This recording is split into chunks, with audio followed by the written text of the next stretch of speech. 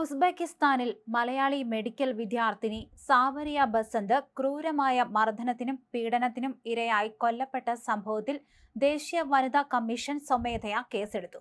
മരണത്തിന് മുൻപ് പെൺകുട്ടിക്ക് കടുത്ത ശാരീരിക ഉപദ്രവങ്ങളും മാനസിക പീഡനങ്ങളും നേരിടേണ്ടി വന്നതായും നിർബന്ധിത മതപരിവർത്തനത്തിന് ശ്രമം നടന്നതായും ഉയർന്നുവന്ന ഗുരുതരമായ ആരോപണങ്ങളിൽ കമ്മീഷൻ ശക്തമായ ആശങ്ക രേഖപ്പെടുത്തി. കേസിൽ അടിയന്തരമായി അന്വേഷണം നടത്താൻ ആവശ്യപ്പെട്ട് കേരള പോലീസ് മേധാവിക്ക് വനിതാ കമ്മീഷൻ കത്തയച്ചു. സംഭവത്തെക്കുറിച്ച് വ്യക്തമായ അന്വേഷണം നടത്തി 7 ദിവസത്തിനകം പ്രാഥമിക റിപ്പോർട്ട്, അതായത് ആക്ഷൻ ടേക്കൺ റിപ്പോർട്ട് സമർപ്പിക്കാനാണ് DGPയോട് ആവശ്യപ്പെട്ടിരിക്കുന്നത്.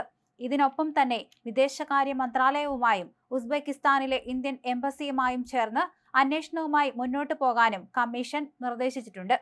കേസിലെ തെളിവുകൾ കൃത്യമായി സംരക്ഷിക്കണമെന്നും കുറ്റവാളികളെ നിയമത്തിന് മുന്നിൽ കൊണ്ടുവരുന്നതിനായി പ്രതിയെ ഇന്ത്യയിലേക്ക് വിട്ടു നൽകുന്നതുമായി ബന്ധപ്പെട്ട നിയമസാധുതകൾ പരിശോധിക്കണമെന്നും കമ്മീഷൻ ആവശ്യപ്പെട്ടിട്ടുണ്ട്.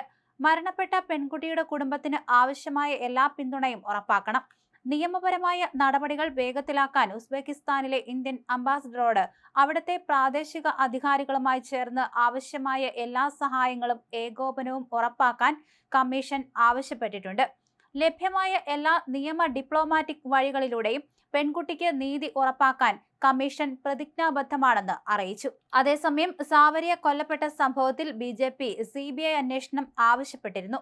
കേസിൽ അന്താരാഷ്ട്ര തലത്തിലുള്ള ശക്തികളുടെ ഇടപെടലുണ്ടെന്നും അതിനാൽ നിലവിലെ ക്രൈംബ്രാഞ്ച് അന്വേഷണം കൊണ്ട് യാതൊരുവിധ പ്രയോജനവുമില്ലെന്നും BJP ആലപ്പുഴ സൗത്ത് ജില്ലാ പ്രസിഡന്റ് സന്ദീപ് വാചസ്പതി വ്യക്തമാക്കി.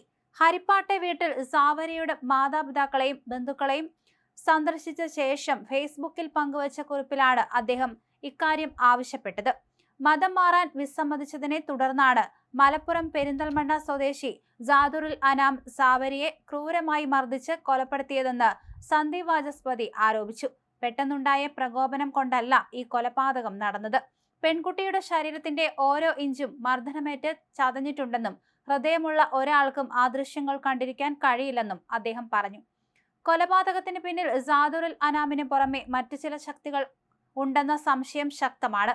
കേസ് ഒത്തുതീർപ്പാക്കണമെന്ന് ആവശ്യപ്പെട്ട് ഉസ്ബെക്കിസ്ഥാൻ സ്വദേശികളായ ചിലർ സാവരിയുടെ ബന്ധുക്കളെ സമീപിച്ചതായും ഇത് വലിയ ഗൂഢാലോചനയുടെ തെളിവാണെന്നും BJP ആരോപിക്കുന്നുണ്ട്. പ്രതിയായ അനാമിന്റെ മാതാപിതാക്കളെ ഉൾപ്പെടെ കേസിൽ ചോദ്യം ചെയ്യേണ്ടതുണ്ട്. എന്നാൽ കൊലപാതകത്തിൽ ഉപയോഗിച്ച ലാപ്ടോപ്പ് കസ്റ്റഡിയിലെടുക്കാൻ പോലും ഉസ്ബെക്കിസ്ഥാൻ പോലീസ് തയ്യാറായിട്ടില്ല. ഈ സാഹചര്യത്തിൽ കേന്ദ്ര ഏജൻസികളുടെ ഇടപെടൽ അനിവാര്യമാണ്. കേസിൽ ക്രൈംബ്രാഞ്ച് അന്വേഷണം പ്രഖ്യാപിച്ച ആഭ്യന്തരമന്ത്രിയുടെ നടപടി ഒട്ടും വിശ്വാസ്യതയുള്ളതല്ലെന്ന് സന്ദീപ് വാചസ്പതി വിമർശിച്ചു. അന്താരാഷ്ട്ര തലത്തിൽ അന്വേഷണം നടത്തേണ്ട ഒരു കേസിൽ കേരളത്തിലെ ക്രൈംബ്രാഞ്ചിന് ഒന്നും ചെയ്യാനാകില്ലെന്ന് ആഭ്യന്തരമന്ത്രിക്ക് അറിയാം. ഇന്റർപോളിന്റെ സഹായത്തോടെ CBIക്ക് മാത്രമേ വിദേശത്തുൾപ്പെടെ കൃത്യമായ അന്വേഷണം നടത്താൻ സാധിക്കൂ. അതിനാൽ സംസ്ഥാന സർക്കാർ അടിയന്തരമായി മന്ത്രിസഭാ യോഗം ചേർന്ന് കേസ് CBIക്ക് കൈമാറാൻ തയ്യാറാകണമെന്നും അദ്ദേഹം ആവശ്യപ്പെടുകയും ചെയ്തു.